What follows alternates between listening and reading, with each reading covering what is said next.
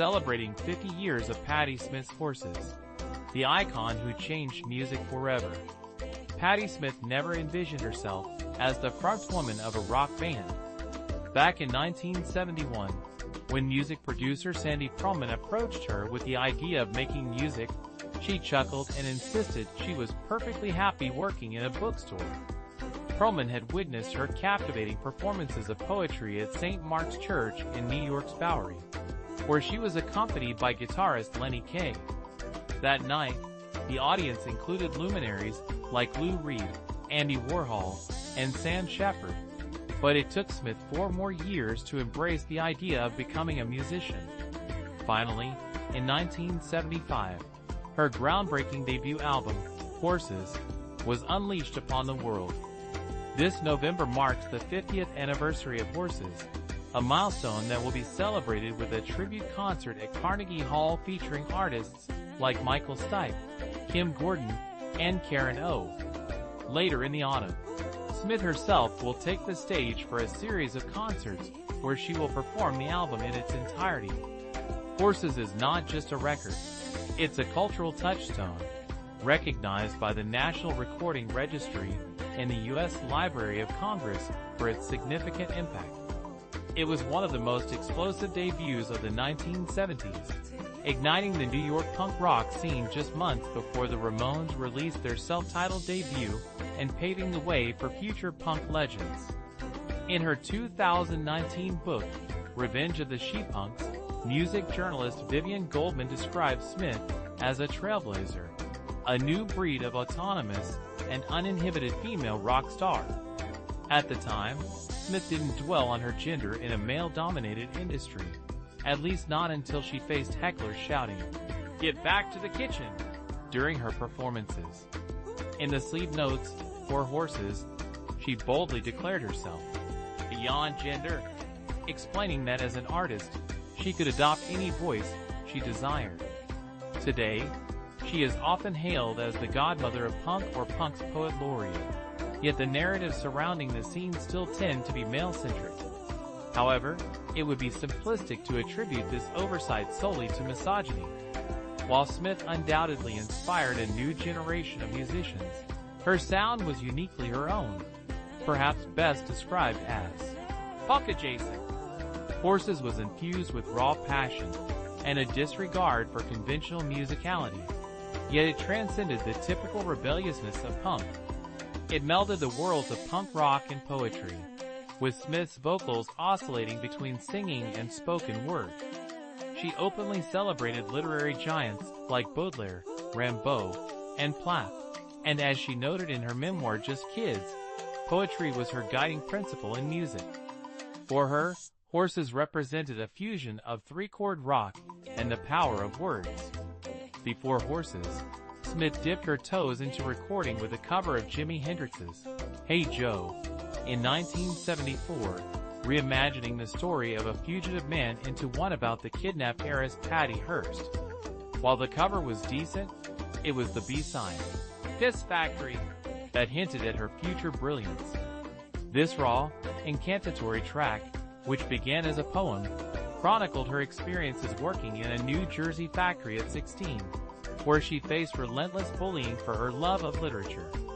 When she refused to leave her Rimbaud book at home, her colleagues retaliated in a shocking act of cruelty.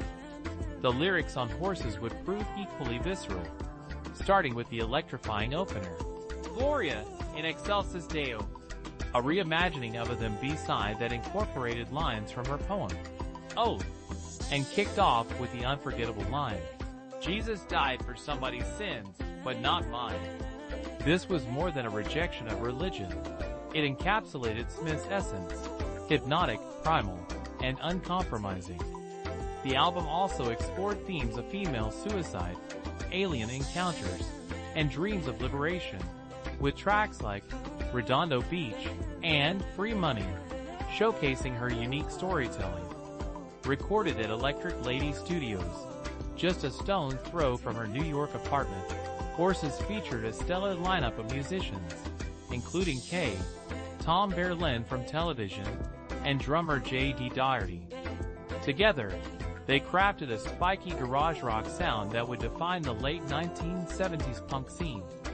Producer John Cale of the Velvet Underground encouraged improvisation, resulting in a raw, unpolished sound. However, the recording sessions were fraught with tension, as Smith and Cale clashed repeatedly, with Smith later describing the experience as like Rambo's A Season in Hell. The album cover, shot by her then-boyfriend Robert Mapplethorpe, reinforced her beyond gender ethos. In a striking black and white image, Smith appeared androgynous, dressed in a white shirt and slacks, with a jacket casually draped over her shoulder. When her label suggested airbrushing her upper lip hair, she firmly refused, asserting her authenticity. When Horses was released on November 10th, significantly, the death date of her beloved Rambo, Smith had already established herself as a poet and music journalist. Though she had faced struggles in her early years with Mapplethorpe, by this time, she was relatively stable. She initially thought of music as a temporary venture, planning to return to her bookstore job. Little did she know, the album would receive a rapturous reception, leading to worldwide performance requests and more recording opportunities. Critics were mixed, with some praising her innovation while others dismissed her as merely derivative. In the 5 years following Horses, Smith released 3 more albums, including the commercially successful Easter, which featured the iconic single, Because the Night, co-written with Bruce Springsteen. Despite accusations of selling out, Smith remained unapologetic, declaring, "I like hearing myself on the radio. To me, those people didn't understand punk at all. Punk rock is just another word for freedom." As the late 1970s unfolded, Smith stepped back from the spotlight, focusing on her family after marrying Fred Sonic Smith of MC5 and welcoming their first child. For 15 years, she dedicated herself to motherhood, with only a brief return to music in 1988. However, tragedy struck when Mapplethorpe passed away from AIDS in 1989, followed by the deaths of her husband and brother within a month. As the sole provider, Smith had to return to her artistic roots. Now at 78, Smith has outlived many of her contemporaries, with only a few, like Kay and Cale, still by her side. Her work transcends genres and mediums, with her memoirs, particularly Just Kids, earning critical acclaim for their poetic exploration of love and the vibrant New York art scene. Her subsequent memoirs, M Train and Year of the Monkey, showcase her enduring creativity and dedication to honoring the artists who came before her. Smith's influence on generations of musicians is immeasurable, with artists like The Clash, Sonic Youth, and Madonna citing her as a pivotal inspiration. Michael Stipe remarked that hearing Horses tore my limbs off and put them back in a whole new order.